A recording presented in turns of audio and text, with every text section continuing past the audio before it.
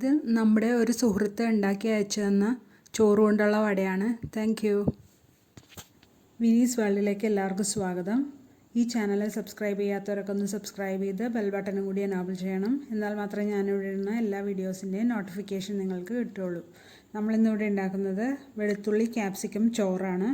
അതിനായി 2 ഗ്ലാസ് ബിരിയാണി അരി എടുത്ത് വെച്ചിട്ടുണ്ട്. 2 ടേബിൾ സ്പൂൺ നെയ്യ്, അതിന് വരെ എണ്ണ എടുക്കാം, പക്ഷേ നെയ്യ് ഒഴിക്കണമായിരിക്കും ടേസ്റ്റ്. വെളുത്തുള്ളി ചതച്ചത് 2 വലിയ സ്പൂൺ, സവാള 1 പൊടിയായി അരിഞ്ഞത്, സെലറി ഉണ്ടെങ്കിൽ ഇടാം, സ്പ്രിംഗ് ഒനിയൻ ചോപ്പ് ചെയ്തത്, പച്ച, ചുമപ്പ്, മഞ്ഞ ക്യാപ്സിക്കം. അതിൽ എനിക്ക് പച്ചയും ചുമപ്പുമാണ് കിട്ടിയേക്കുന്നത്. പച്ച ക്യാപ്സിക്കം 1 ബൗൾ എടുത്തിട്ടുണ്ട്, ചുമന്ന ക്യാപ്സിക്കം എടുത്തിട്ടുണ്ട്, ഉപ്പ് ആവശ്യത്തിന്. ഇനി ഒരു പാത്രം അടപ്പത്ത് വെച്ചിട്ട് അതിലേക്ക് വെള്ളമൊഴിച്ച് തിളപ്പിക്കാൻ വെച്ചിട്ടുണ്ടായിരുന്നു. അത് തിളച്ച് വരുമ്പോൾ നമുക്ക് അരി ഇട്ട് കൊടുക്കാം. കുറച്ച് ഉപ്പും കൂടി ഇട്ട് കൊടുത്തിട്ട് ഒന്ന് അടച്ചു വെച്ച് വേവിക്കാം. ഇതിപ്പോൾ വെന്ത് വന്നിട്ടുണ്ട്. നമ്മളത് കോരിയെടുക്കുകയാണ്. ഫ്രൈഡ് റൈസിൻ്റെ പോലെ തന്നെ മുക്കാലേ വേകാൻ പാടുള്ളൂ. ഇനി ഒരു പരന്ന പാത്രത്തിലേക്ക് അത് ഇട്ട് കൊടുക്കാം. അത് ചൂടാറണ സമയം കൊണ്ട് നമുക്ക് ഒരു ചീനച്ചട്ടിയിലേക്ക് 2 ടേബിൾ സ്പൂൺ നെയ്യ് ഒഴിച്ചു കൊടുത്തിട്ടുണ്ട്. ബട്ടർ ഇടണമാണ് ടേസ്റ്റ് കൂടുതൽ. ഗാർലിക്കും ബട്ടറും ഭയങ്കര കോമ്പിനേഷനാണ്. ബട്ടർ ഇടണമെങ്കിൽ 4 ടേബിൾ സ്പൂൺ ബട്ടറെങ്കിലും ഇട്ട് കൊടുക്കണം. ഇനി 2 ടേബിൾ സ്പൂൺ വെളുത്തുള്ളി ചതച്ചതും കൂടി ഇട്ട് കൊടുക്കുകയാണ്. നന്നായിട്ട് വഴറ്റി കൊടുക്കണം, കരിഞ്ഞു പോരുത്. ഇപ്പം ഇത് കളറൊക്കെ ഒന്ന് മാറി വന്നിട്ടുണ്ട്. അതിലേക്ക് സവാള ഇട്ട് കൊടുക്കുകയാണ്. 1 ചോപ്പ് ചെയ്ത് വെച്ചിട്ടുണ്ടായല്ലോ.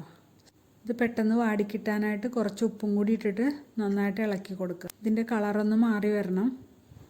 ഉള്ളി നന്നായിട്ട് മൂത്താലേ നല്ല ടേസ്റ്റ് ഉണ്ടാവുള്ളൂ. ഇപ്പം നമ്മളതിലേക്ക് പച്ച കളറുള്ള ക്യാപ്സിക്കം ഇട്ട് കൊടുക്കുകയാണ്. ഇതൊന്ന് ഇളക്കി കൊടുക്കുക.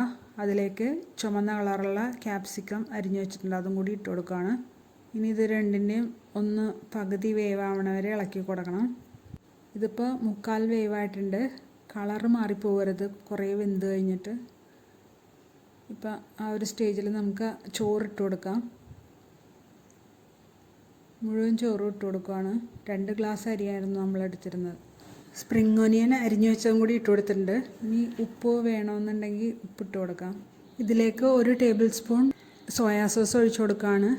ഉണ്ടെങ്കിൽ ഇട്ടാൽ മതി. പിന്നെ ഒരു 1/2 ടേബിൾ സ്പൂൺ പെപ്പർ പൊടിയും കൂടി ഇട്ട് കൊടുക്കാം. 1/2 ടേബിൾ സ്പൂൺ ബട്ടർ ഇട്ട് കൊടുക്കുന്നുണ്ട്. ഇതിപ്പോൾ 1 ടേബിൾ സ്പൂൺ ആയാലും കുഴപ്പമില്ല. അരി കുറച്ച് മാറ്റി നടുവിലൊരു കുഴി ഉണ്ടാക്കിയിട്ട് അതിലേക്ക് ഇട്ട് കൊടുക്കുക. അപ്പോൾ ഇത് ഫ്രിഡ്ജിൽ നിന്ന് എടുത്തായതുകൊണ്ട് മെൽറ്റാവാൻ ഇത്തിരി സമയമെടുക്കും.